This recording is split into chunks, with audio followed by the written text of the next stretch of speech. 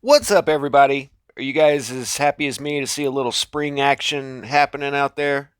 I got some pretty flowers popping up. Maybe you guys can tell me what those actually are. Tulip or a petunia? I don't know. I definitely got a knucklehead over here.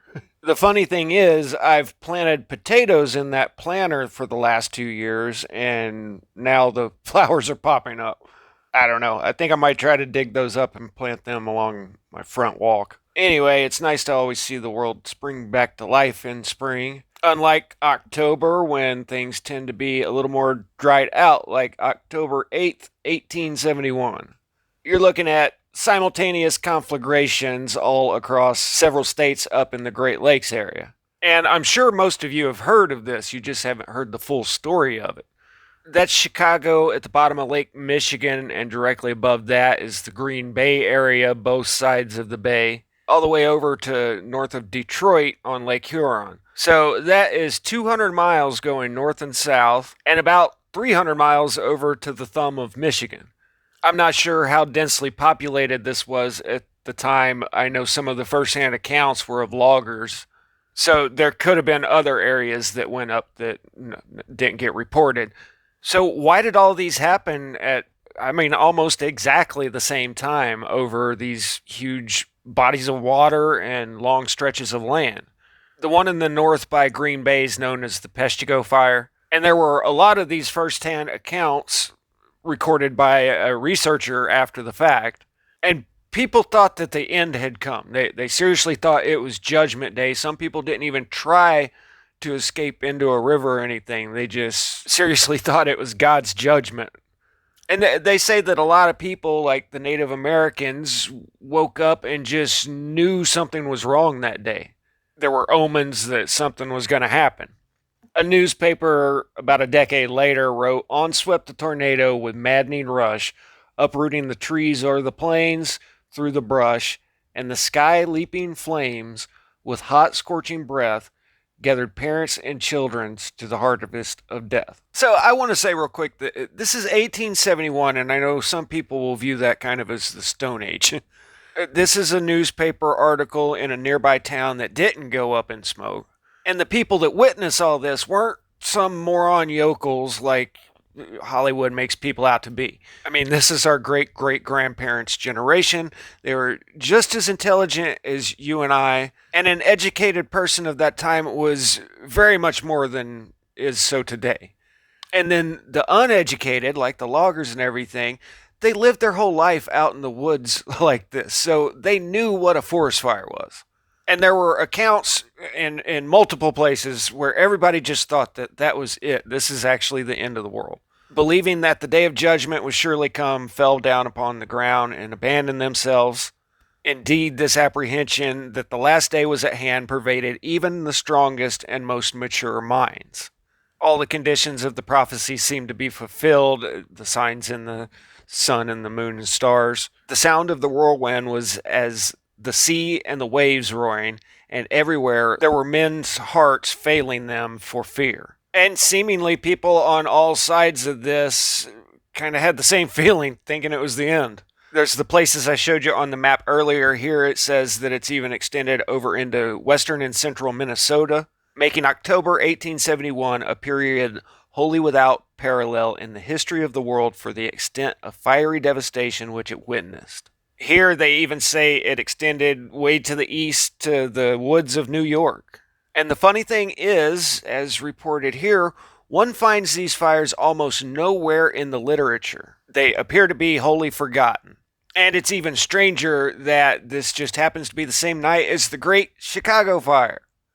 So that same exact night, this was going on from Minnesota all the way to New York. Probably not continuously. Now, if you haven't heard, they officially, unofficially blame this on Miss O'Leary's cow. I've heard some say that this is strictly a anti-Irish, blame it on them, but there really was a Miss O'Leary who seems to have falsely got accused of being out milking her cow at night, which just isn't a thing that anybody does, by lantern light, and then the cow kicking the lantern over. But she had reported that she saw it coming from another direction. There's some good documentaries on this thing, and with it too, Nobody could believe how fast it was spreading. It just seemed to be everywhere all at once. There's even a report of a metal building burning. Some of the accounts say during all this time, the fire was falling in torrents. There was literally a rain of fire. I saw the sky as it were in flames over my head, and the streets lighted as if by lurid sunlight. What a scene, a sea of fire.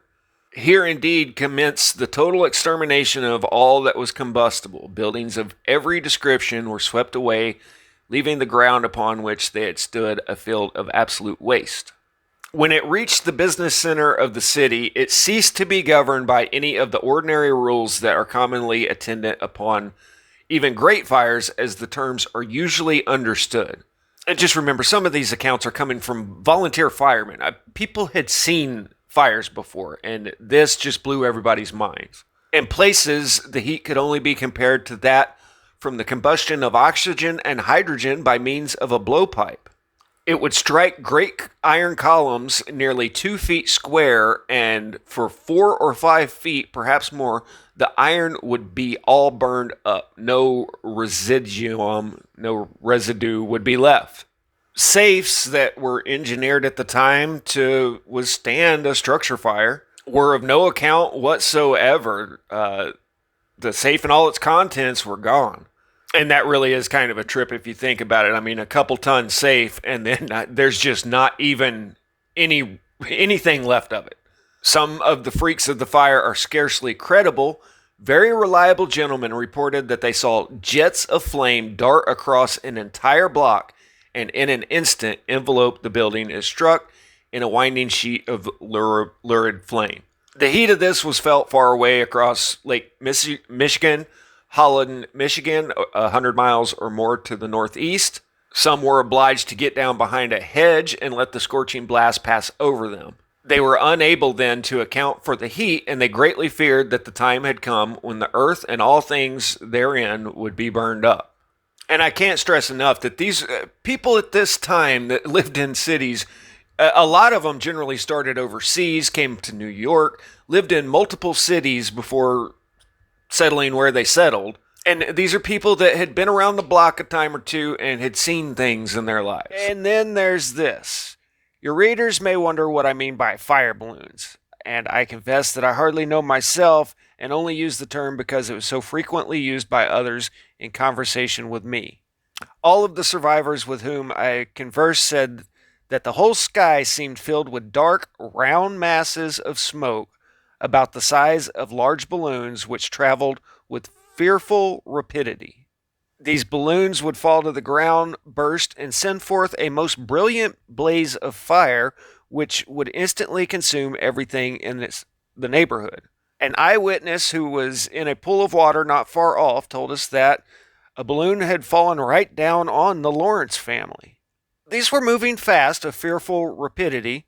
I'm sure the Lawrence family would have stepped to the side if it was just gently floating down, and then they'd pop and ignite everything around.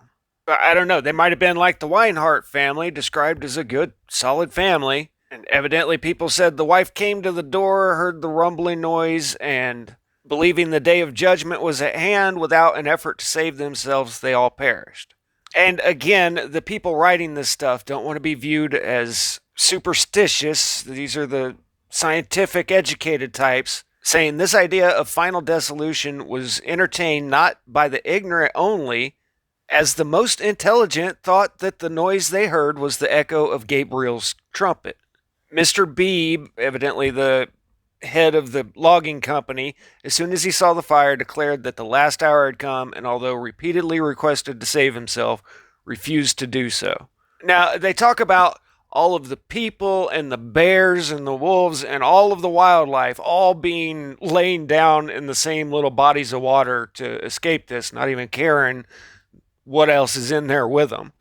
Now, I'll offer some possible explanation for even the fire balloons and the weirdness of all of it. Those of you that actually watch my whole videos know that I take 20 minutes to get to a point. But I understand some of you guys got places to be.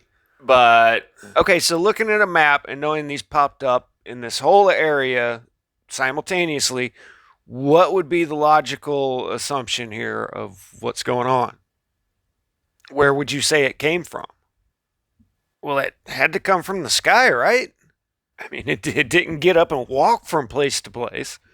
Now, I know that embers get sucked way up into the sky and then they'll fall down in other places, but 300 miles? That's pretty far to travel. Now, one guy did wake up with pine needles and debris falling on his tent, but it wasn't until Lewis Fitting thought he saw a falling star begin a fire across the creek from camp. So this was going on across multiple states all the same night as the Great Chicago Fuego. And why is all of this hushed up? Accounts say that two of the greatest conflagrations in American history occurred at the same time. But this is just one of fate's grim coincidences. So this is where flat earthers and mainstream science actually agree. I bet you guys didn't know that y'all agree on anything. It's that comet meteorite impacts don't ever happen. Mainstream just acts like this is the stuff of old wives' tales, but it's been reported time and time again throughout history and depicted in artwork like this. Here it looks like they're attributing the lightning and everything to the comet, but the comet or the lightning was actually what sparked things up. Whenever I talk about this, I always get the comments, you think rocks fall from the sky? Well, yeah, unless you've got a better explanation for these things. What distinguishes a meteorite from all the other rocks around is it will have a completely different elemental makeup of anything else around, and they've usually been molten and resolidified. And when they're full of rare minerals and metals, they go for buku bucks. They're professional meteorite hunters, and I even saw this one guy, he found where one had come down in the Great Salt Lake. This thing was recorded as coming in over Salt Lake City and doing an airburst, and they estimate that the whole thing was like 800 pounds, which sounds like a lot, but you're really talking what, a 3-foot round rock, 4-foot round rock. And I think most people visualize this like the Hollywood just bullet into the ground. But from what I've studied, these are almost always airbursts. But what's actually recovered is only a small percentage of what it originally was. What's much more commonly found are large debris fields of tektites and these tiny microspherules that are like the size of a grain of sand that are basically melted glass balls. These are found all over the Atacama Desert, and I've theorized before that all of the deserts were turned into deserts because of an event. It's just a theory, but if you picture a huge flame coming in at 10,000 degrees Celsius or something and just flash frying all of the organic matter out, then you're just left with a sterile desert of, sand and scattered glass. And I've heard scientists describe the exact same thing, just not ever equate it in that way. But found all across the Atacama Desert is mineral decompositions that require ultra high temperatures, which could be accomplished through plasma discharges and, solar flares. The world's a really big place and not all the scenarios are exactly the same. But I'm guessing if I had access to all the data and lab equipment these guys do, could figure out whether those microspherules came from the materials that were already on the ground or if it broke apart in the air and came down, and they seem to think that it came down from above. And it would have seemed like the entire horizon was on fire, which sounds a lot like what was being reported in multiple states in October 1871. I've shown you guys this woodcut before of, a comet with a trumpet that indicates that they can hear this thing ripping through the atmosphere. And I think this is from the 1300s event, but it's interesting that in Peshtigo, they report even the most intelligent thought that the noise they heard was the echo of Gabriel's trumpet. If you've made it through my last handful of videos, you might not shoot me for thinking that the writer of Revelation was writing about events that had already happened in cyclical events. And not that these were just things yet to come, they were things to come again. Because things like God's trumpet and the stars falling from the sky and a third of all the plants and animals getting wiped out, this has all happened before. And even though they kind of keep this under wraps and act like it's just all allegory that the ancients are talking about. In 1665, they still knew that these celestial apparitions brought bad things with them. There, with long bloody hair, a blazing star threatens the world with famine, plague, and war. To princes' death, to kingdoms' many crosses, to estates' inevitable losses, to herdmen rot, to plowmen hapless seasons, to stalers storms, to cities civil treasons. These are for you to say. Going back to Plato and his discussion with the Egyptians who say that you Hellenes, you Greeks are but children, not knowing where you came from, there's a story which even you have preserved that once upon a time, Phaethon, the son of Helios, having yoked the steeds in his father's chariot, because he was not able to drive them in the path of his father, burned up all that was upon the earth, and was himself destroyed by a thunderbolt. So listen to what they're saying there. Helios, whatever heavenly body was falling, scorched the earth first and then was airbursted. I've always looked at that as possibly a difference in electrical potential that causes a discharge between Earth and the object, because Earth is just full of electricity. Electricity seeks other electricity, and electricity seeks ground. It's like the Earth is one giant capacitor. I heard somebody from the 1800s describe it as a giant dynamo. But continuing on, just to alleviate any doubt about what they're talking about, now this has the form of a myth, but really signifies a declination of the bodies moving in the heavens around the earth. A declination, declining. So a heavenly body declining. And a great conflagration of things upon the earth, which recurs after long intervals. At such times, those who live upon the mountains and in dry and lofty places are more liable to destruction than those who dwell by rivers or on the seashore. I remember Randall Carlson talking about one event where it literally melted the glaciers. They referred to it as the crown of ice on the mountain. So the glacier had melted. Here is a possible explanation of the fire balloon phenomena. When Hayakutake cruised by, they recorded that it contained abundant ethane and methane, compounds never before confirmed in comets. Shocking astronomers because this wasn't supposed to be present in the primordial cloud. Go figure, it's something else that doesn't fit in the official model.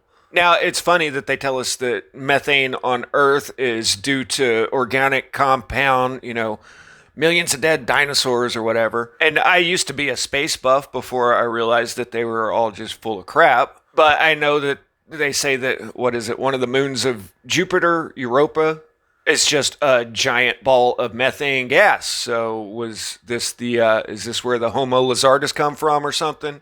You just got a whole planet of methanized dinosaurs up there. It only takes 3 to 5% of a mixture of methane and oxygen, nitrogen, everything that's in the air. But just a small amount of methane will make that combustible. So if you had a large object entering the atmosphere and then disintegrating, it could be leaving an invisible vapor trail, and then the chunks of red hot matter would ignite in different areas. Now, if this is coming in from frigid cold temperatures, which I've seen a lot of amateur balloon people send up their own equipment and record temperatures of like -100 degrees, that methane could be in a liquid state and form what they're calling the fire balloons. It could still be so cold at the core that it's in a liquid state, and as it gases off around the exterior, those vapors are igniting. Remember, they said that these were moving really fast. Even though they're calling it a balloon, you kind of assume a slow floaty thing, which if it was a ball of gas, that's what it would be. But if it were a liquid core, then it would be coming in hot. One thing I didn't hear anybody mention was that it had been a major drought and a long dry spell to where everything was ready to go up. If that had been the case, then people would have said, well, yeah, it was really dry. But no, they were saying that they saw flames leaping through the air from one area to another. I know some people have been sitting here typing plasma, plasma, plasma for 10 minutes. If it were plasma, though, I don't think we'd have anyone left to tell the tale. Also, I saved the best for last for you Green Berets out there.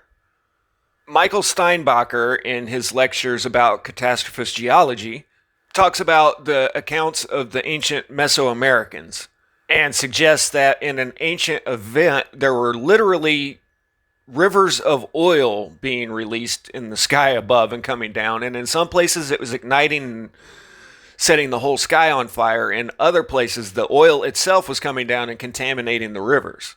He also suggests that a lot of the geology that we see out there actually came from above and not below, as in volcanoes. He makes a joke that he's going to start a foundation for missing volcanoes because we've got all this dolomite that they say came from volcanoes, but they never can find the volcano.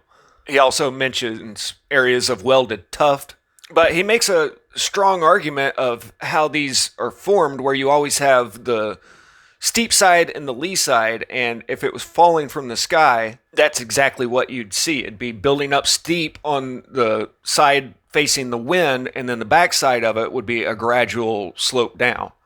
You see how there's stripes of different colors in there? Well, that's different materials at different intervals that make that possible. If you just look up Catastrophist geology, you'll find his videos. Now, I've heard some people say that the mud flood was from 20 feet of mud falling from the sky, but that doesn't add up because, well, why did it skip the beaches? Why did it skip all the mountaintops? Why is it only down in the low-lying areas? But what he presents for some geologic formations actually does make sense. Where other geology, I mean, you can just tell that it got pushed up in a big, crazy event. And the accounts of the ancients verify that. There's countless times that I've heard how mountains sank and areas that used to be bodies of water rose up and formed new mountains. But those are the total reset inducing events, and it would make sense that not every event of that nature is as severe as that. I think a lot of people assume that if there was a cometary impact that everybody would know about it, but odds are nobody would know about it, especially, if it's a cloudy day.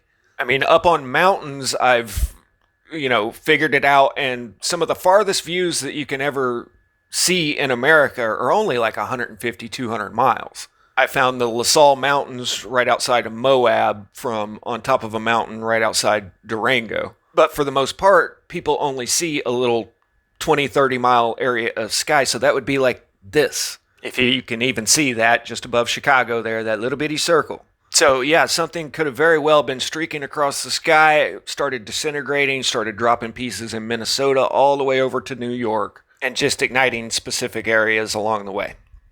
Anyway, hope you guys enjoyed it. See you on the next one. Static out.